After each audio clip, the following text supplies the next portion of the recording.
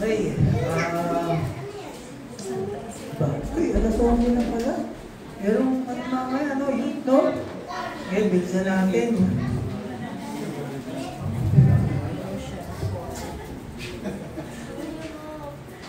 Kasi minsan, pagka walang nag-share, pag sumunod na linggo, ang dami naman.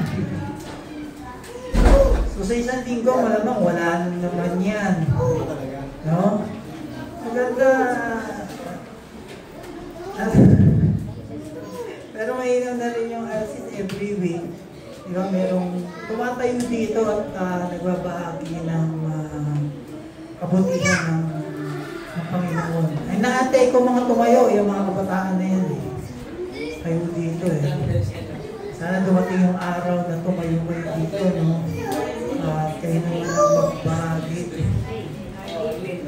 Kasi next week, may fellowship kayo mamaya. So next week, malamang meron yan, ha? Expect ko yan. Expect namin yan. May mga tatayo next week. Sige. Tuloy natin yung ating pag-aaralan. Colossians chapter 4. Nasa last chapter na tayo, no, ng Colossians. Malapit na natin matapos itong libro na ito. Sige, pakibasa. Colossians 4 verse 2 to 6. Maging masigasig kayo sa patuloy ninyong pananalangin na may pag-iingat at pasasalamat. Ipanalangin niya rin na bigyan kami ng Diyos ng pagkakataon na maihayag ang mensahe ng hiwagang tungkol kay Kristo na dahilan ng aking pagkabilanggo. Ipanalangin ninyong may pangarap ko ito ng mabuti gaya ng nararapat. Maging matalino kayo sa pakikitungo sa mga hindi mananampalataya at samantalahin ninyo ang lahat ng pagkakataon na may bahagi ang pananampalataya niyo. Kung nakikipag-usap kayo sa kanila, gumamit kayo ng mga kawili-wiling salita upang makinig sila sa inyo at dapat alam niyo kung paano sumagot sa tanong ng bawat isa. Ayan, diba? Madali. Naintindihan niyo? Hindi. Naintindihan, hindi. Hindi. Ulit-ulit. Ulit-ulit. Ha?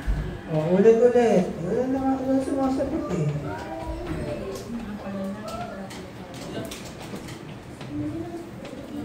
Ulit. Colossians 4 verse 2 to 6. Maging masigasig kayo sa patuloy ninyong pananalangin ng may pag-iingat at pasasalamat. Ipanalangin niyo rin na bigyan kami ng Diyos ng pagkakataon na maihayag ang mensahe ng hiwagang tungkol kay Kristo na dahilan ng aking pagkabilanggo. Ipanalangin ninyo may pangaral ko ito ng mabuti gaya ng nararapat. Maging matalino kayo sa pakikitungo sa mga hindi mananampalataya at samantalahin ninyo ang lahat ng pagkakataon na may bahagi ang pananampalataya niyo. Kung nakikipag-usap kayo sa kanila, gumamit kayo ng kawili-wiling salita upang makinig sila sa inyo at dapat alam nyo kung paano sumagot sa tanong ng bawat isa. Bakit nakakulong si Pablo? Dahil saan? Dahil bakit siya nakakulong? May kita natin yan, kasi sabi ko nga, di ba, yung sinulat niyang Efeso, Colosas, Filipos, saka Pilimon, sinulat niya yan nung siya ay nakakulong. So makikita natin din sa Efeso chapter 6. Ewan kung naisulat dito yan eh. Ayan pala, bakit siya nakakulong? Ayan.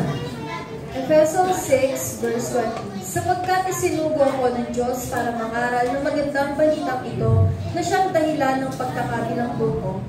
Kaya kung maaari, ipanalangin ninyong may pahayag ko ito ng buong tapang gaya ng nararapat. Parehas, di ba? Parehas nung nasa Colosas. Bakit daw siya nakakulong? Maral. Bakit siya nakakulong? Mga youth, bakit nakakulong?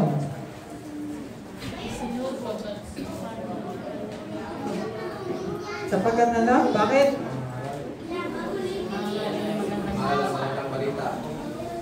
Pangangaral, bakit siya nakakulong? O ngayon, kayo tatanungin, kung kayo nakakulong dahil sa pag-aaral ng salita ng Diyos, ano magiging response nyo pag nangyari sa inyo yan? Nakulong kayo. Dahil nangangaral ka, nakulong ka, kinulong ka. Anong response nyo? Ano kaya ang mararamdaman nyo? Magalit ka ba? Matakot ka ba? Magagalak ka ba? Malulungkot ka ba? Magsisisi ka ba? Ano? Madedepress ka? Ano? Stay humble. Ano?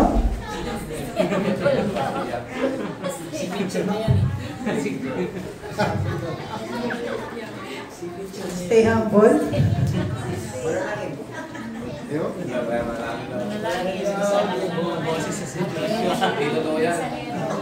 So si Pablo, ilang beses siya nakulong. Ilang beses siya nakulong. Anong tawag dito? Maski siya ay nakulong o nakakulong, siya ay patuloy na nagpupuri at nagpapasalamat sa Diyos. Diba? Parang kung alam niyo yung Acts niya sa Book of Acts, yung kasama niya si Silas, diba? Nakakulong sila.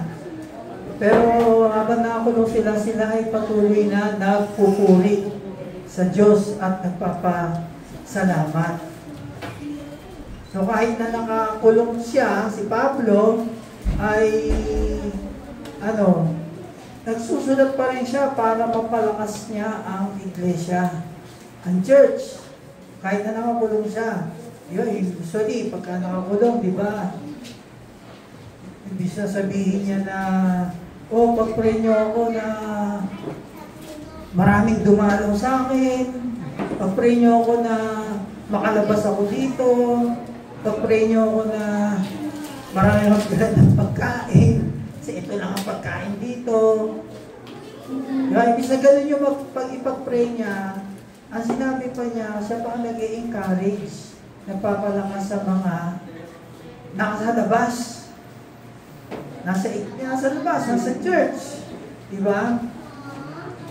Kaya, tawag doon, isipin mo kung ikaw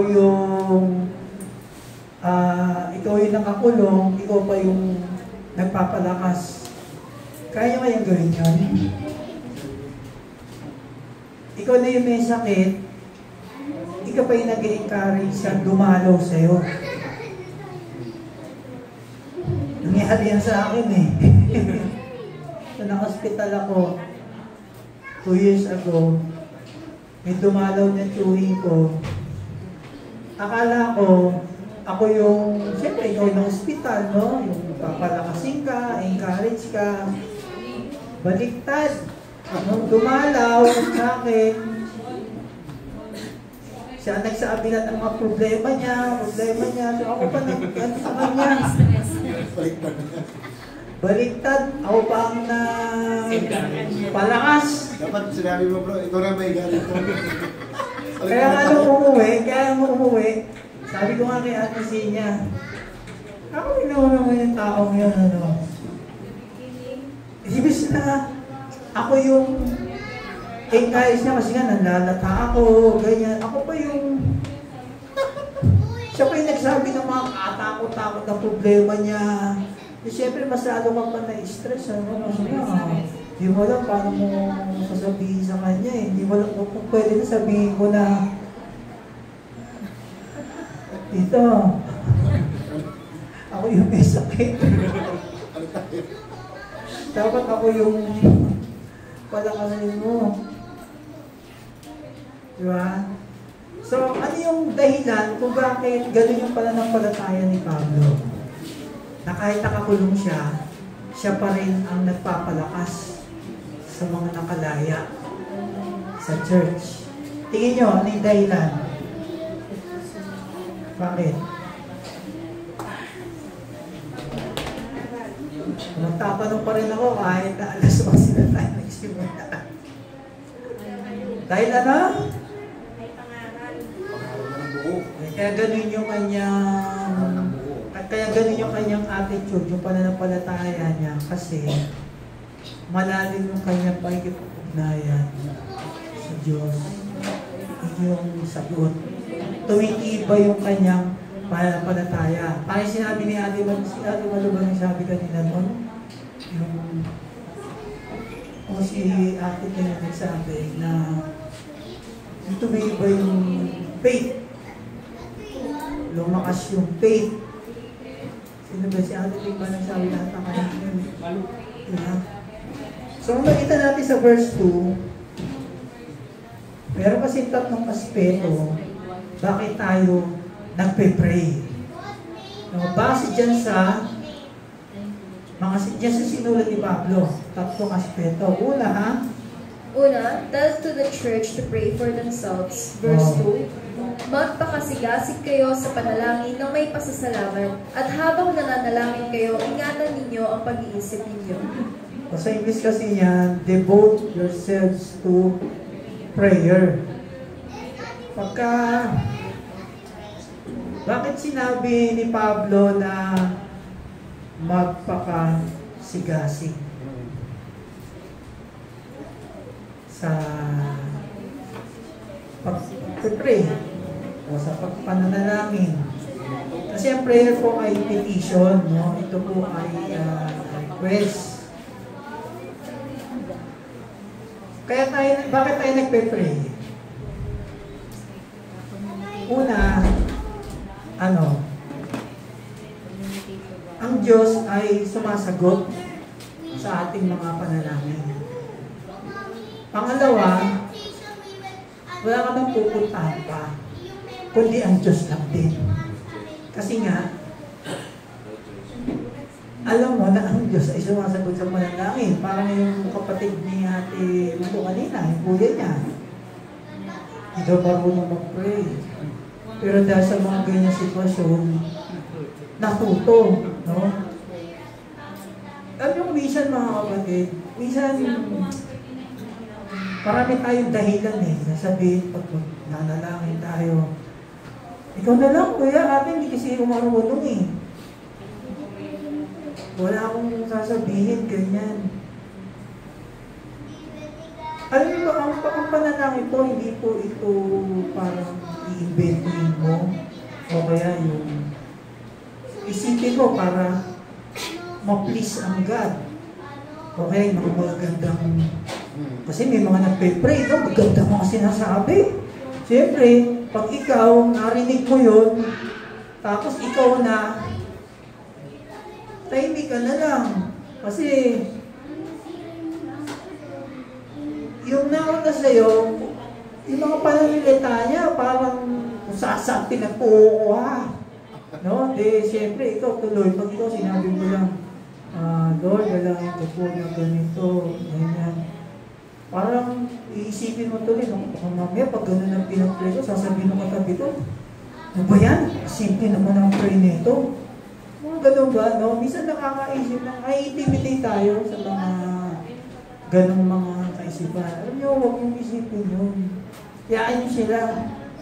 Ang importante nasasabi mo sa Diyos kung ano yung gusto mo sabihin. Natuto mag-pray kasi nga. Paano kaya kung sa inyo mangyari yun, no? Na sobrang lakas ng bagyo, tapos lahat ng bahay sira na, yun na nasa inyo natitira. No? Baka isipin, iiyak ka na lang ba? O kukuha ka na lang ng Bible dyan, iinumin mo? Kasi mamatay ka rin naman. Ano gagawin mo kung ikaw yung nandoon sa ganong sitwasyon? So meron dahilan si Pablo kung bakit sinabi niya na magpakasigasig kayo sa panalangin na may pasasalamat. So una, yun nga, yung sinasabi niya dyan na, sabi niya dyan sa mga kapatiran, pag-pray nyo ang isa't isa. Pag-pray nyo ang isa't isa.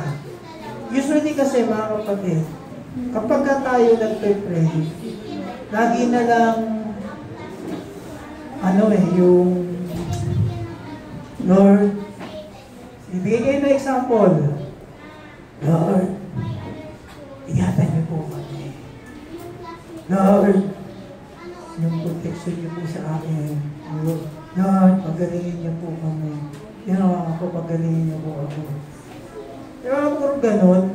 No? Lalo na pag may prayer request, pagka may prayer meeting, prayer meeting, ano sinasabi sa prayer meeting? As usual po, mag-pray po na yung protection, financial, pag-aaral, no? Laging ganun, di ba? Sinasabi. Alusugan, puro ganun sinasabi.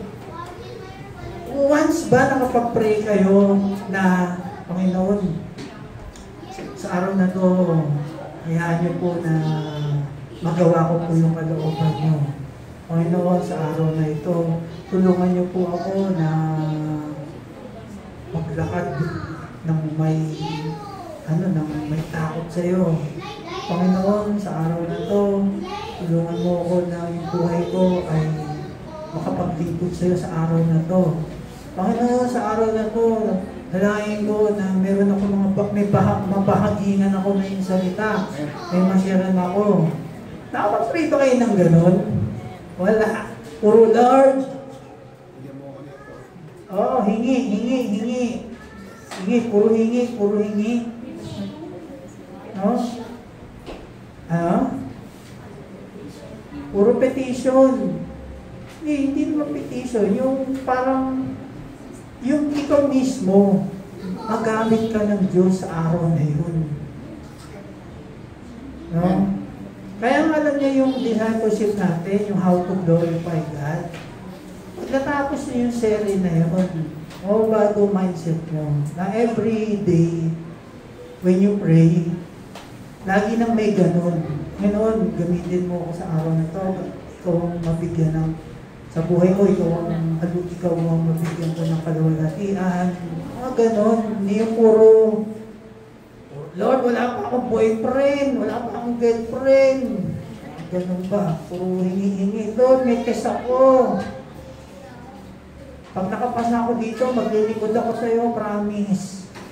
Diba? Marami puro tayo nangangako, pero pag nangyari na yun, wala. Diba?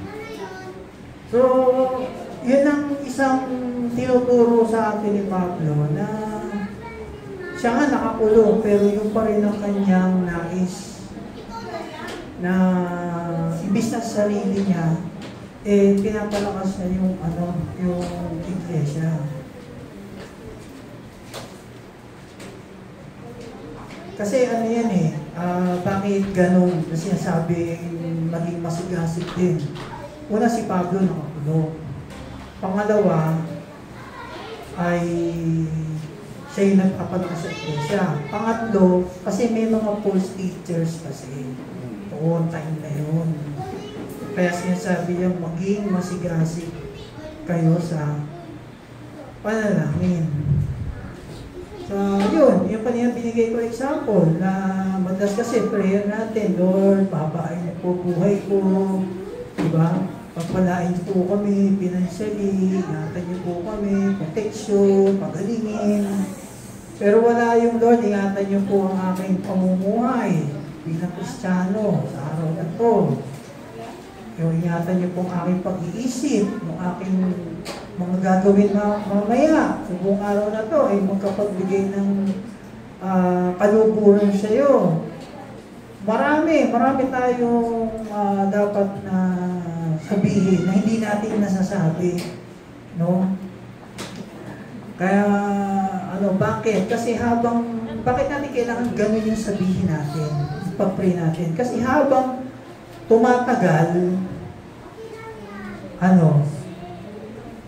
kailangan alam natin gamitin yung bawat oras natin, bawat panahon na ibinibigay ng Diyos sa atin.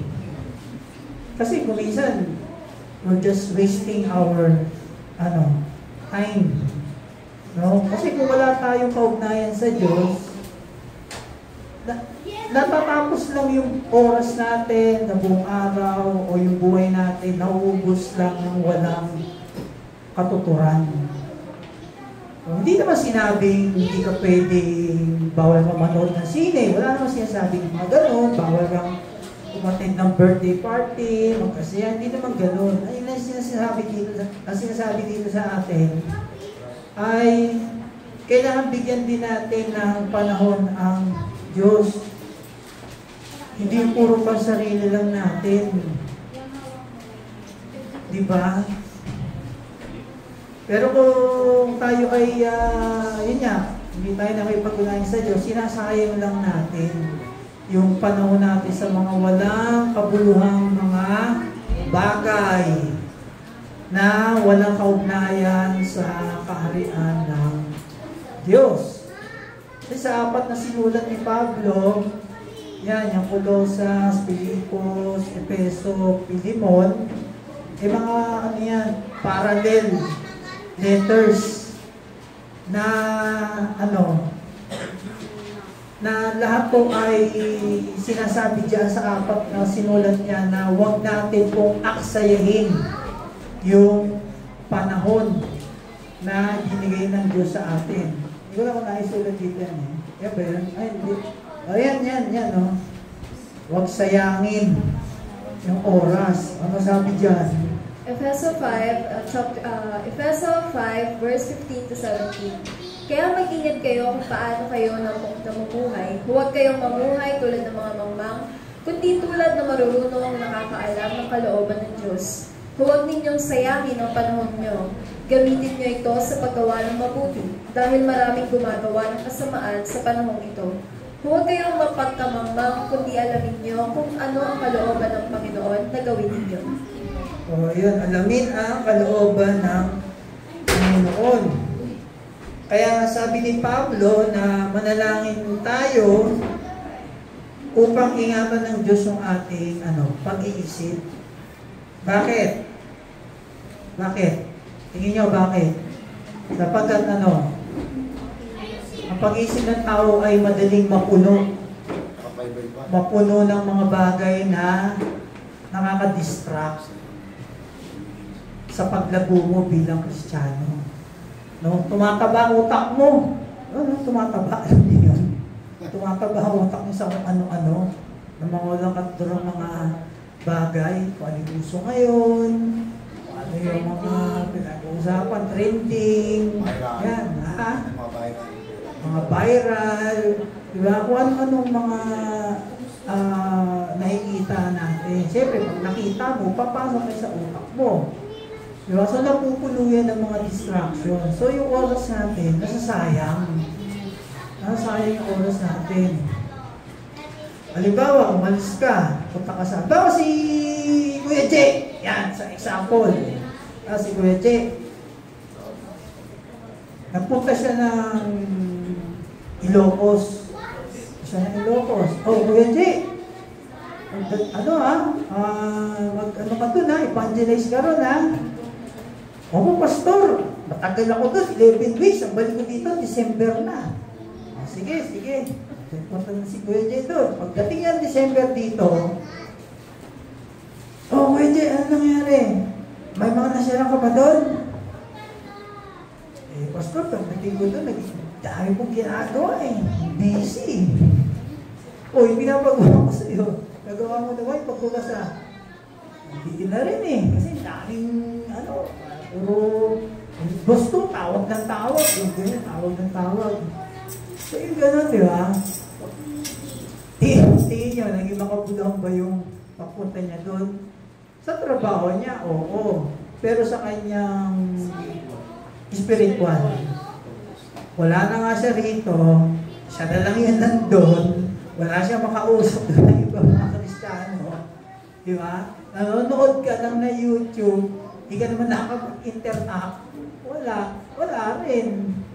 Wala kang nasasabihan. Kaya, mahalaga po na huwag natin sayangin yung oras natin. Kaya nga, alam niyo yung mga ganyan, hirap talaga mangako.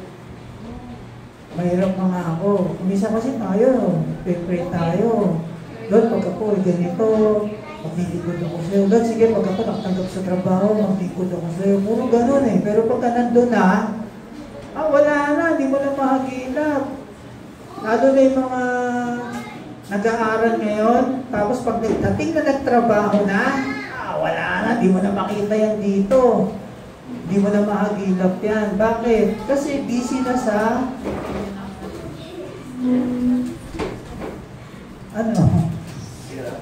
busy na sa pera.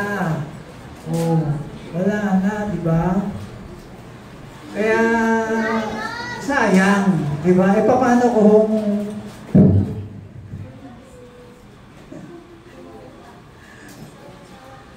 kung biglaan na sa gasaan?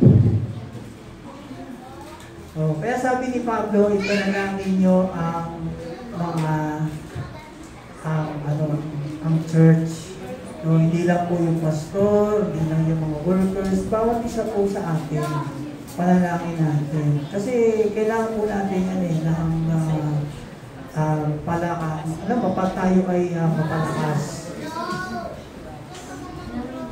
Pangalawa, Number 2, Paul is asking na ipanalangin sila upang may pangaral ang salita ng Diyos. Verse 3, panalangin niya rin na bigyan kami ng Diyos ng pagkakataon na maihayag ang mensahe tungkol kay Kristo na inilihim noon. Ang pangangaral ko tungkol dito ang dahilan ng pagkabilanggo ko. Praying at the same time for us that God will open up to us a door for the word, so that we may speak for the mystery of Christ, for which I have also been in prison. Yan. So, hindi niya sinabi dyan na ipag-pray siya para makalabas siya. Ipag-pray siya para, maraming bumisita sa kanya. Ipag-pray siya na mayroong tumulong sa kanya para ilabas siya. Diba? So, ang pinag-pray niya dyan ay, na magkaroon ng pagkakataon na,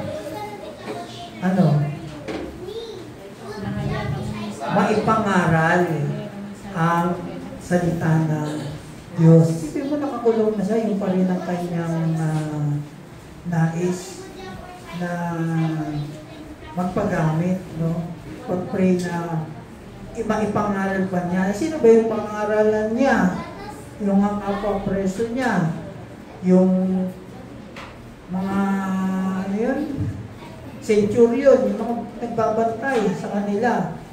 Kasi si Pablo po ay siya dyan, yung, yung na po ito dati? Yung sa labas siya, pwede siya lumabas? House arrest. House arrest siya. So pwede siya lumabas, makapag pa rin siya,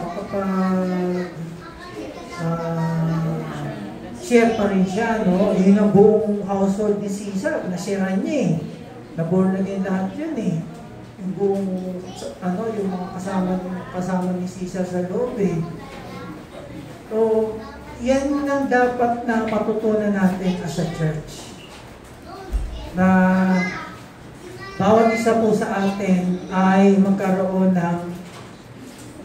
ng ipag-pray para bawat isa po ay makapag-share.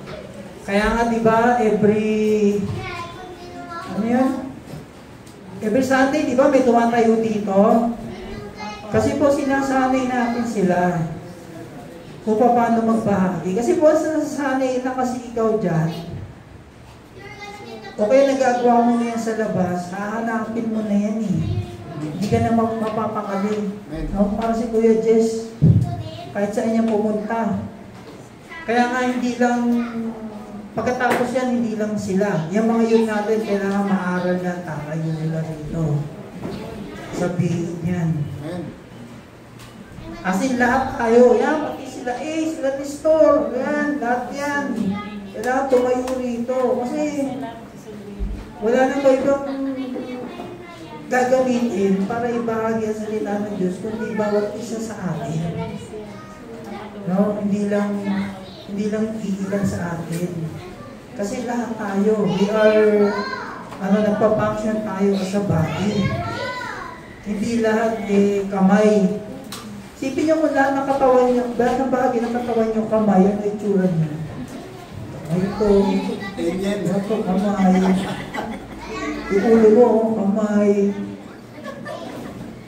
No? Ilong mo, kamay. Ay, kamay, oh. Di ba? So, iba-iba tayo. Wala tayo. Maring yung iba ay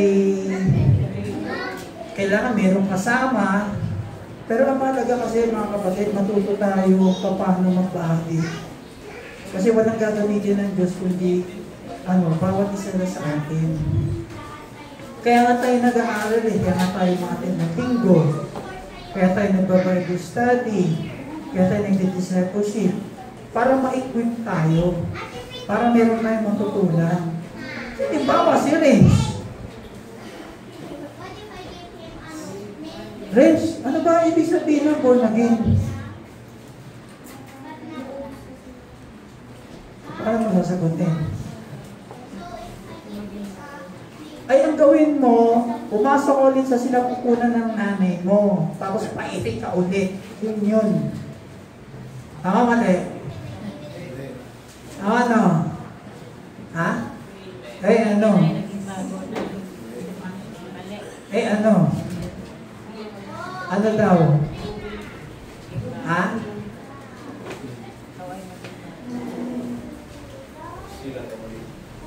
O, diba? Tulad yun. O. Kasi kung ikaw alam mo sagot, nasagot ka agad. Ayaw mo na yan, kuya. Pastor, ganito. Ito, Jay. Ganito. Ito. Sagot ka agad kung alam mo, diba? Eh, kung tinanong ka bigyan. Ano ba? Merong hayop yun Pag manok, yung manok. Iba yung manok. Yung manok. Lagi na kayo yung manok. Yung manok. Ganon yung manok, no? Diba? Kaya importante. Kaya alam natin kung paano tayo magbahagi. Kasi yan po ang ating objective sa gawain ng Panginoon. Well, baka sabihin niya rin, nagtanong ako. So, paano to? Ay, pastor, hindi ko alam yan kasi pang Sunday lang ako eh. Hindi, sagot mo, pang Sunday lang din. Diba? Yung Sunday, once a week lang yun.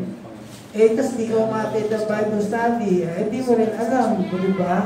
So, kailangan marami tayong malaman. Kasi pag marami kang nalalaman at sinasa puso mo yun, naiintindihan mo, pag napuno ka, hindi mo mapitigil, ilalabas mo yan. Sasabihin mo yan. Kasi naano ka, yung punong-puno ka ng kaalam, hindi yung patatabain mo lang yung utak mo, baka sumabog yan. Wala. So, hindi natin, gamitin natin yung bibig natin sa pagpapahayag ng salita ng Diyos. Kasi nga kung hindi, sumabaga lang yung utak natin. Nakita na kayo ng magana yung utak? Nakita na kayo ng maga-utak? Ha? Ano yung tsura? Malaki ulo. Malaki ulo? Monumento. Sa monumento? Ilan pala yan? Ibang klase rin. Meron may dalawang klaseng tao sa church. Isang head knowledge. Yung head knowledge, marami kang alam. Kaya lang, hindi mo masabi. No? Hindi mo alam paano sasabihin, hindi mo alam paano gamitin yung kaalaman na alam mo. Dito na lahat. Kaya nga mamamagalang yung utak mo. Pero namang isa, mayroon yung tawag na head and heart. Pag sinabing head and heart, nalaman mo, tumayo sa puso mo, ilalabas mo, sasabihin mo, ibabahagi mo. Yun ang, dito sa dalawang klaseng tao dito sa Diyos, dapat tayo yung pangalawa. Hindi yung una lang, yung marami na tayong alam. Tapos hindi mo alam kung paano sabihin. Di ba? Kung kasi nakatanim ang salita ng Diyos sa puso mo, nagkakaroon ka ng tapang. Hindi ka mahihiya. Kahit sino. Diba? Parang, oh, Kuya Reggie, Bible study tayo sa inyo. Pastor. Diba? Kasi kung puno ka ng, kung confident ka, na alam mo sa sarili mo kung ano ka sa Diyos, kahit ano, sugurin na yan. Kasi, tanda natin mga kapatid, meron talagang mga tao na pilosopo, di ba? Na akala mo masungit, agresibo, ibang klaseng tao. Minsan mariligid ka. Alam mo kaya tayo kung minsan ayaw natin magbahagi? Una-una, hindi natin alam. Hindi mo alam paano. Pangalawa, natakot ka. Natakot tayong ma-reject. Ma-reject, ibig sabihin yung pagkawalan ka, di ka pansinin, kutsain ka, pilosopuhin ka. Natakot tayo na gano'n eh. Pero kung alam mo nga sa sarili mo, nag-aaral ka, nakikinig ka, masasagot mo lahat. Kasi lahat ng katanong ng tao, mga kapatid, nandito yung lahat. Lahat ng sagot nandito. Kailangan lang po natin pag-aralan. So, paano kung hindi ko alam? Isabihin mo, sige, babalikan kita. Balikan kita dyan. Basta promise ba? Pero balikan mo nga, ha? Kaya sinabi mo lang na gano'n. Di ba? Kaya, ano eh, yung, kaya tayo nagpe-pray, kaya tayo nagbabahagi ng salita ng Diyos kasi yan ang tungkulin ng church. Bawat isa po sa atin yan po ang tungkulin. Magbahagi, ipahayag yung salita ng Diyos. Kaya ang sarap po mag-share eh. Kapag alam mo, yung confident ka. Kasi makikita mo yung kapangyarihan ng Diyos. No? Hindi pwedeng yung bumalik ka sa yung walang kabuluhan. Nakikita mo hindi. Kapag nasanay na tayo na ginagawa yung pagsishare, hahanapin mo yan. Kasi yun siya sa atin ang gagawin ng Espiritu natin. Yung ganong klaseng gawain. Kasi ang sabi ng Jesus, diba? Kung sino mag-confess sa kanya sa tao, ikaw confess siya sa Diyos, sa Ama. Pero kung hindi siya kinonfess sa tao, ay hindi rin siya i-confess ni Lord. Hindi ka rin i-confess ni Lord sa Ama. Kaya sabi sa Romans 1:16, ayan.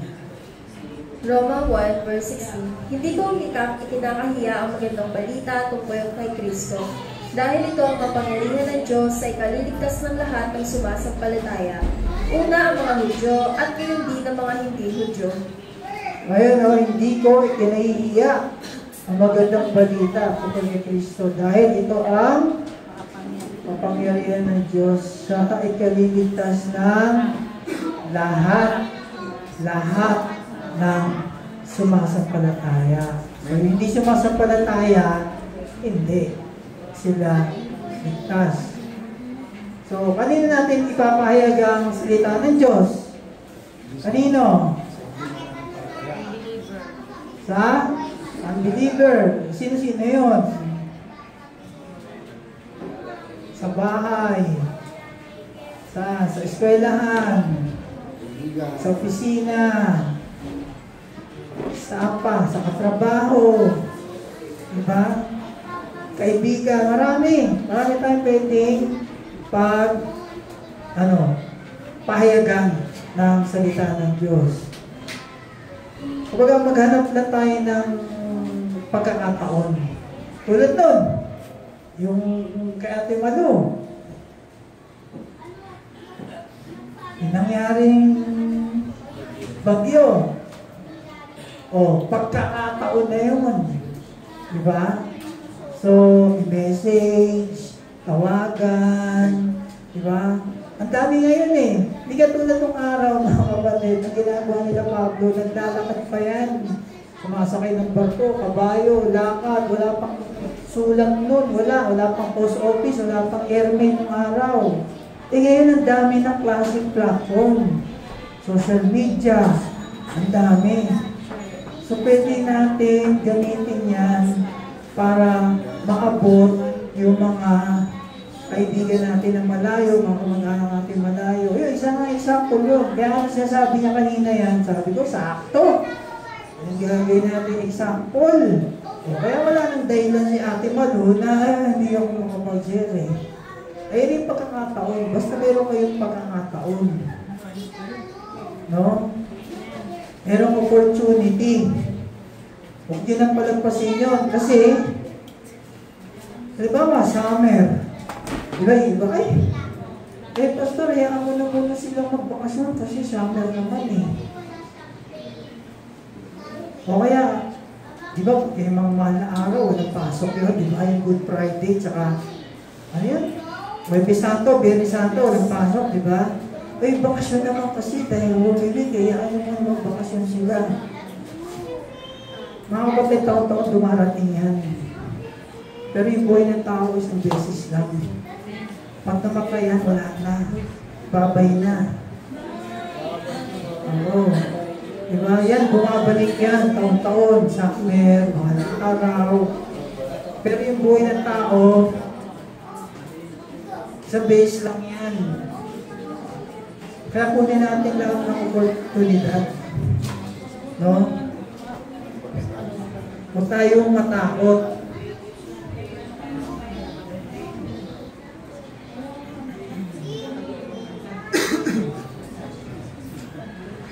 Ano pa?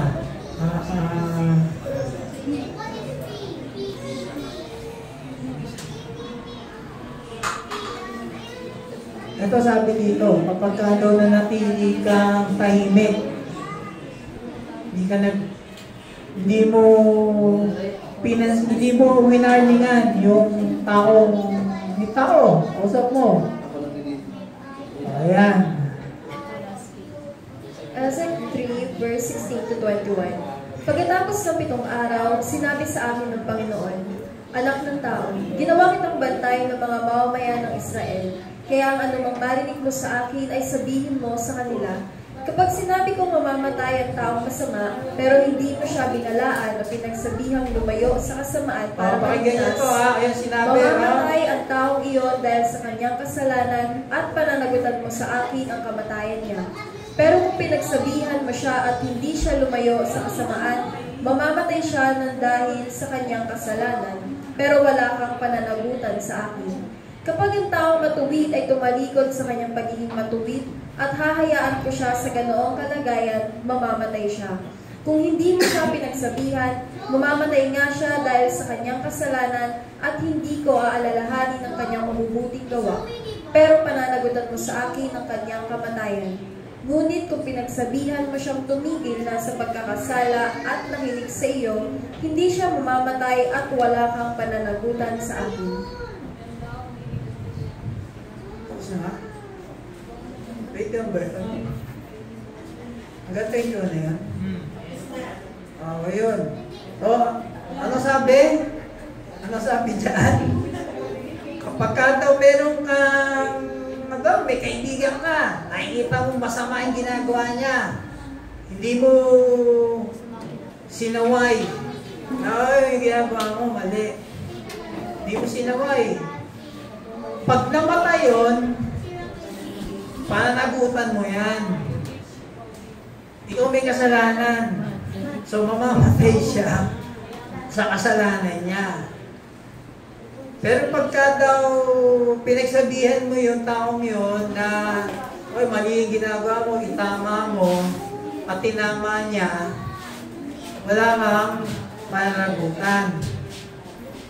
O kasi baka sabihin nyo, Pastor, Ezekiel yan eh, lumantipan yan eh. Hindi na tayo sakot yan. Saka sabi nga dyan, no, mga Israelita. So sa Israel yan, hindi yan sa atin. Yung konsepto po niyan, yung sabi nga natin sa pag-aaral niyan, maaaring yung verse ay para sa mga Israel, sa atin. Pero meron tayong konsepto na pwedeng makuha dyan sa Old Testament. Kasi una ganito, ano ba ang ibig sabihin yan? Kasi nung panahon noon,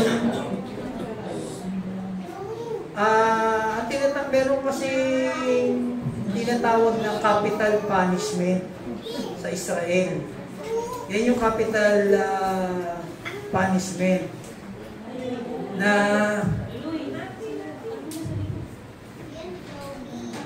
meron pa bang kaugnayan sa Diyos o wala, pag ganyan yung nangyari o ganyan yung ginawa mo doon sa tao, meron man siya kaugnayan sa Diyos o wala, papatayin o mamamatay sa kasalanan. So matuwid man o hindi, pag nagkasala ka sa Diyos at ang kasalanan na yun ay nakarapat dapat lang mamatay ang isang tao, mamatay isang tao, pinapatay. Kasi nga capital punishment yun. Pero sa New Testament, mayroong konsepto na kinuha si Pablo dyan. Mayroong nice reference. Oh, yan. 2 Corinthians 5 verse 11. Kaya nga, dahil may takot kami sa Panginoon, ginagawa namin ang lahat para mahikayat ng mga tao na manumbalik sa Kanya. Alam ng Diyos ang tunay naming pagkatao at umaasa kung alam din ninyo ito. Oh. Dahil sa may takot si Pablo sa Panginoon, ginagawa niya lahat para mahikayat o makapagbahagi ng salita ng Diyos. Kasi nga takot siya sa Diyos, may takot siya. Meron siyang banal na takot. Nakita yung konsepto, yun ang pinagkaiba. Yung kasi, may korelasyon ka man sa Diyos o wala, pagkakarapat dapat na patayin ng tao, ng time na yun, papatayin. Ito, kinuha lang yung ganung klase ng konsepto. Na kaya ito nangangaral sa lahat ng tao, kasi nga may takot sa Diyos si Pablo. So, kung alam natin yung fear of the Lord, we try to persuade other people. Bakit kailangan mag-evangelize? Kasi nga, takot tayo sa Panginoon na kung di natin sasabihan itong taong to, mananagot tayo sa Diyos. Tawali, yun yung konsepto nun. Yun ang pinagkaiba. Kasi sa sistema ngayon, sa church, ang gagawin mo, ay i-invite ko lang to, i-invite to. After 1 year, tsaka ko na nasasabihin sa kanya yung magiging born again, ano talaga. O kaya i-invite ko lang na i-invite to, after 1 year, tsaka ko na nasasabihin sa kanya, ano ang kasalanan. Hindi ko. Pag i-invite mo, diretso na agad. Kasi nga, buhay nga isang beses na, baka nga, invite mo kinabukasan, wala na, di ba? Patay na, napatay. O kaya inatake. So, hindi natin malaman. Kaya sinabi ni Pablo, panalangin niyo kami na may pangaral namin ng salita ng Diyos. Dahil po tumatakbo ang oras na kailangan magbahagi tayo, hindi lang basta pray tayo ng pray. Kailangan yung pinag-pray natin, makausap din natin. So, sabi nga ni Santiago, faith without action is dead. So, bakit nahihirapan na tao mag-share? Kasi nga, natatakot, na-intimidate. Evangelism, importante sa church kasi meron tatlong bagay. Church is a worshiping community. Kanina, nag-worship tayo. We are an edifying community, kaya palakas natin. Ito, nag-aaral tayo, nagpapalakasan tayo. We are an evangelizing community. Ito ang wala sa atin. Kailangan itong tatlong ito nagpa-function. Kapag ito ng dalawa, pag ito ng dalawang ito, wala ito, wala tayong evangelism, pero kung dalawa lang meron, ang tawag po sa atin, maintenance church. Maintenance. Huwag tayo-tayo lang. Walang dagdag, walang bawas. Minsan, wala kang dagdag, may bawas pa. Wala. Diba? Pero kung ito naman ang meron, at itong dalawa lang, worship at evangelism, wala ito, dumadami ka nga, kaso hindi mo naalagaan yung church. Wala kang discipleship. Wala kang Bible study. Diba? So, wala yung tatlong yan, present. Pag yung tatlong yan, present, ang church, healthy. Healthy ang church, pagka yung tatlong yan. Kung tatanungin ko kayo ngayong araw na to, tuban nakaraang linggo, nakapag-share ba kayo? Sino nakapag-share ng gospel? Ito nakaraang linggong to. Sino?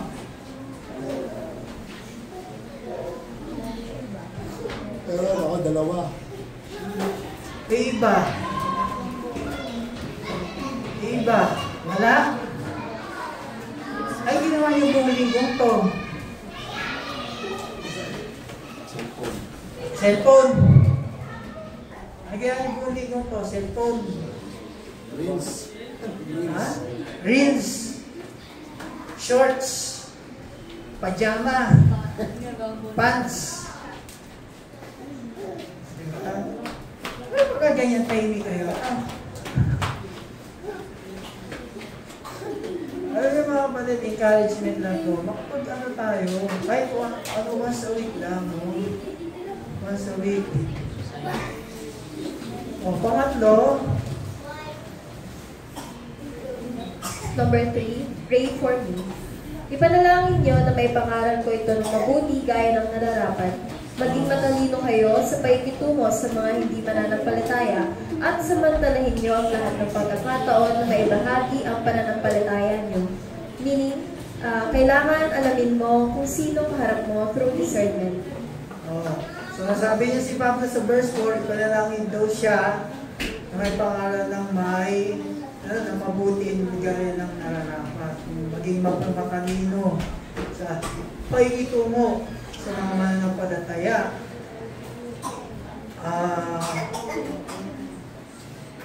Ano ba pagka sinabing maging matalino? Maging matalino. Ibig sabihin ba, kailangan marami kang alam? Pagiging matalino. Kasi sinasabi diyan, ay matalino, meaning kailangan alam mo kung sino ang kaharap mo. Kung sino yung kausap mo. Kilala mo dapat kung sino through discernment. Kasi nga, iba-ibang tao mong meet natin, di ba? Parang si Jesus, alam niya kung sino yung kausap niya. Tulad doon sa John chapter 4. Anong kwento ng John chapter 4? Samaritan. O, yung Samaritano. Di ba? Sinabi niya, tingin tubig. So, pumawa siya ng conversation. Ngayon, para magkaroon mo ng interaction. Ngayon, siyempre, ano ba ang relasyon ng Samaritano at Hudyo? Kaaway, di ba? So, siyempre, nagtaka yung Samaritano, yung babae, ba't ako kakausapin mo? Hudyo ka, ako Samaritano. So, doon, sigura, sa dami na sinabi, di ba? Nag-share na si Jesus. Ganun. Kaya alam natin kasi hindi kausap natin. Paano kausap mo? doktor. O, paano mo aanuhin yun? Paano mo ipapasok? Parang nung one time, no, yung isang doktor doon sa dialysis, check up niya na ako. Nakikinig ako ng teaching. So, naka-speaker lang siya. Hindi niya akong pinapansin, basta check up na siya gano'n. Panalagay na yun, sinabi niya doon sa isang doktor din na meron akong pinapakinggan ng mga aral. So, nung siya na nagpunta sa akin, sabi niya, Daddy, pastor ka ba? Sabi ko, bakit po? Kasi si Doc sinabi sa akin eh. Wala naman ako kung sinasabi sa kanya. Di ba kami nagkausap? Kasi sabi niya, nung sinigap ka niya, meron siyang nakita doon sa cellphone mo na para nakikinig ka ng aral. O dahil mula to, nakasan ako na yung doktor. Yung ganun ba? Diba? Meron mga pagkakataon na ganyan. So, tatanungin mo na yung doktor. Kahit doktor ba yan eh. Kung alam mo yung i-share yun, no? Alam mo i-share yun na patlagay sa likod. O walang doktor-doktor. Ganyan. Alam mo yun. So, kung alam po natin yung mga sasabihin natin, hindi tayo dapat matakot. Diba? Huwag tayong mamimili. Marunong dapat tayo makipag-interact. Sasabihin, pastor, yung share niya kasi chismosa yan eh. Share mo yan. Ay, pastor, ayoko share niya, bakla yan, bading yan. Share mo. Ayoko pa usap yan, tukbo yan eh. Painitin ng ulo niyan eh. Share mo. Ano bang ginabi ni Jesus na nandito siya? Diba? Ako ay tinawag sa mga may sakit, hindi para dun sa mga healthy. Lahat yung mga yan may sakit. So, kailangan yan gamutin. Diba? Bading, buding, ano ba? Yung mainitin ang ulo. Diba? Lahat ng klaseng ugali na mapapangit. Umasama ugali. Sakit yun. Anong kailangan gamot sa kanila? Anong kailangan gamot? Ha? Anong kailangan gamot? Anong kailangan gamot? Isa lang yung naririnig ko eh. Kaya, gano'n yung ko, gano'n.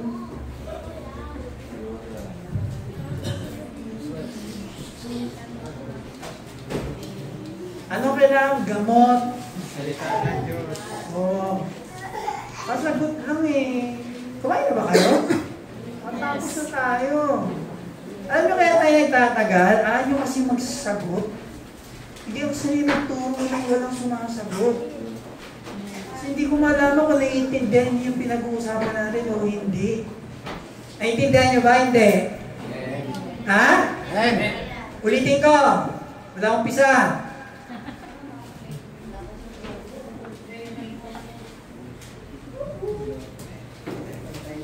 Kailangan alamin mo kung sino yung kausap mo. Last. Verse 6. Kung nakikipag-usap kayo sa kanila, gumamit kayo ng mga kawili-wiling salita para makinig sila sa inyo at dapat alam nyo kung paano sumagot sa tanong ng bawat isa. Ano daw ibig sabihin ng kawili-wili? Paano kawili-wili? Supported by Bible verse. Ha? Paano yung siyabing kawili-wili? Sabi sa English, always, ano ba yun? Itong kawili-wili na to, ito yan, seasoned with salt. Ang ibig sabihin yan, kasi nung panahon na yun, di ba ang salt ginagawang preservative? Pero sa ancient history, mga rabbi, Pag sinabing season with salt, ang ibig sabihin yan, may laman, may wisdom. Yun ang ibig sabihin yan. Pag magsasalita ka, o magsasalita ka, kailangan merong wisdom kapag nakikipag-usap ka. Ano yung kawili-wili? Ano yung wisdom? Ito yung hindi kawili-wili. Ito yung hindi kawili-wili. Kuya Reggie, bakit ba hinati ang Biblia? May Old Testament at New Testament. Ay, basta magkaroon ka lang ng faith, okay na yun. Oh, yun. Yun ang hindi kawili-wili. Basta magkaroon ka lang ng faith, Brad. Okay na yan. Huwag na intindihin niya kung bakit may Old Testament. Basta may faith ka kayo doon, okay na yan. Yun hindi kawili-wili. Ano ba? Ano nga di kawili-wili? Bakit kaya merong mga suffering sa mundo? Bakit may suffering sa mundo? May mga paghihirap sa mundo? Ay, alam mo, Brad, kasi ang sabi sa Acts 16:31, believe in the Lord Jesus Christ and you will be saved. Yun na yung sabi. Yun ang mga hindi kami hindi. Hindi mo nasagot yung tanong. Di ba? So, yun yung mga hindi kami hindi. So, kapag tayo ay alam mo kung ano yung mga sinasabi mo, di ba? Maiintindihan nila. Namin yung Kuya, example, kaya ata si Kuya Jess. Si Kuya Jess, ako dyan eh. Yung alam niya, minsan, may mga alam siya na marami siyang alam ng marami siyang alam na kung sa akin itatanong yun, hindi ko masasagot. Yung, meron kasi siyang kinuwento na meron siyang nakausap na incomplete. Ngayon, tungkol dun sa yung pag-ano ng Biblia ba? Pag-ano ng Biblia? Kinuwento niya sa akin yun. Binukwento niya sa akin, actually sa back of my mind, na mga, manito si Kuya Jess. Ako hindi ko alam yun. Kung sa akin tanongin yun, ako, hindi ko masasagot yun. Baka sabihin ko sa kanya, sige, babalikan na lang kita. Tingnan ko muna. Diba? Kumbaga, yun ang mga kawili-wiling pananalita. Madedepend mo yung pinaniniwalaan mo. Kasi meron yan. Babalutin yung salita ng Diyos, babalutin.